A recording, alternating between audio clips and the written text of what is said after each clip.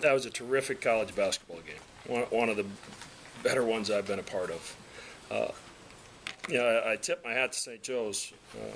We challenged a couple of their guys to make shots on us, so we could provide a little help with Ronald inside, and DeAndre and Chris really stepped up and made us pay. But to our guys' credit, they really punched us in the mouth to start the game, and we didn't get shook over there. They stayed to the plan, kept defending. For us to hang in there and stay even on the boards and win the battle by one is a credit to our guys. And Devin Brooks did some great things off the bench, and Doug has played a lot of basketball. This is his first game winner, so it's about time. But I was proud of the way Doug stayed patient. Not many college basketball players are getting double teamed every time they catch it. Every screen he came off, they switched. All those other guys they're talking about across the country aren't facing that type of defense. And he stayed patient and still found a way to get 20. And, of course, hit a big one when we needed it the most. So questions for Doug first. Doug, what's it like getting double teamed almost every game and guys forcing you to take shots you don't want to take, and when you get the ball inside, you got to kick it back out? It really worked, Yeah, it's really frustrating, but just got to stay patient, and I think St. Joe's did a really good job on me. They kept me, they pushed me away from the hoop. They were really physical, and you got to give them a lot of credit. But we had some guys step up really big tonight. We got a lot of shooters, so that makes it tough to double team me every time because we're going to make you pay from the perimeter. But I'm just going to stay patient. I'm sure I'll see it a lot this year, but getting the win's all that matters. Just keep moving without the ball. Yeah, definitely. And I thought we didn't do a very good job of that to start the game. I'll take full credit for that. I was kind of just standing around, and once I started moving around a little better, slipping screens, stuff started to open up a little better. So I got to do a much better job of that as we continue here. Doug, talk about the game winner.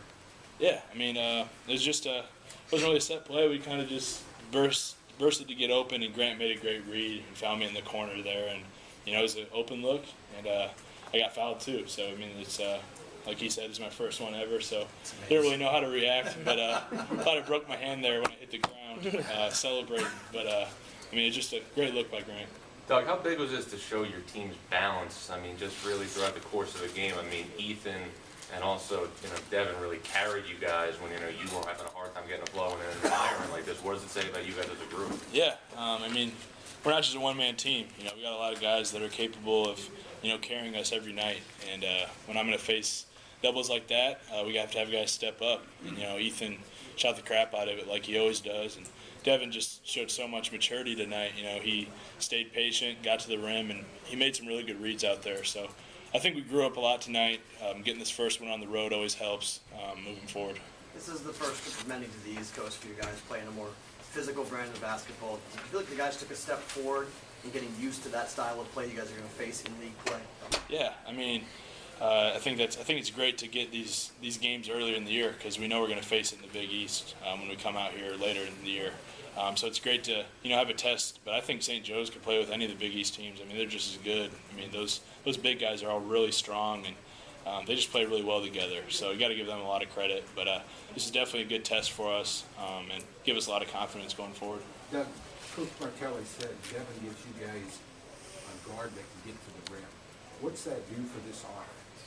It's huge. Just because we had Antoine Young 2 years ago that could do that, and he could bail us out at the late shot clock. And I think that's what Devin's real capable of doing. And he's even more explosive towards the rim than Antoine was. And it's just so valuable to have a guy like that, especially with the amount of shooters we have. He's able to get in the lane and spray it out to Ethan or myself or Jahans or any of us, and we're capable of knocking down those shots. Doug, what are the defensive challenges when you get a big guy like Kentasevic? We always going to flow through and he's going to pass out. Yeah, he's just a really good player overall. He's so unselfish, and that's dangerous when you have a big guy like that that's looking past first every time, and he can see over the defense. And he's a lot smarter player than people think, and he just makes all the right reads. He kind of does what Gibbs does for us. He just kind of has the IQ and reads everything so well. So he's a really good player. Doug, I'm sorry if we talked about this, that last shot. Could you go through that? Yeah, it was just a great look. Grant made a great read. I saw that the bigs the bigs kind of miscommunicated on a screen, and I was able to get open for a split second there and knocked it down. And just really exciting. Grant made a great pass, and I finally hit a shot. You just got hit pretty hard. How hard was it to kind of keep your concentration on that? I was just so excited. I wasn't even worried about getting hit. I was just focused on the free throw. And I missed a couple free throws early in the game, and I just tried to keep my composure and knock that down. And then even a bigger play, I thought, was Devin's steal there at half court, and was able to knock down those 2 free throws, which are huge. St. Joe's has a lot of the same quality as Big East teams. How different is that from the Valley, or is it the way the teams approach the game? It's a little different. There's a lot more athletes out there, and we saw that in the Valley with Wichita State. They had a lot of big, tough guys, and that's kind of what St. Joe's reminded me of. They're just so physical and defensive minded, and this is the toughest place to play as I think we've ever played at. So, got to give the whole city a credit, Philly, and it's just really exciting. And we're going to see a lot more of it come here in December. Thanks, Doug. We'll continue on with Coach Greg McDermott. Get a shot. Coach, 38 to 9 bench points, how important that is? You got to be kind of not a run, but at least you held in there with Douglas. How important that is? Well, it was huge, and we survived some foul trouble the first half. It's really I've kind of been a coach that's been hesitant to put a guy back on the floor with 2 fouls in the first half in the past, and now with the new rules, it's really hard to.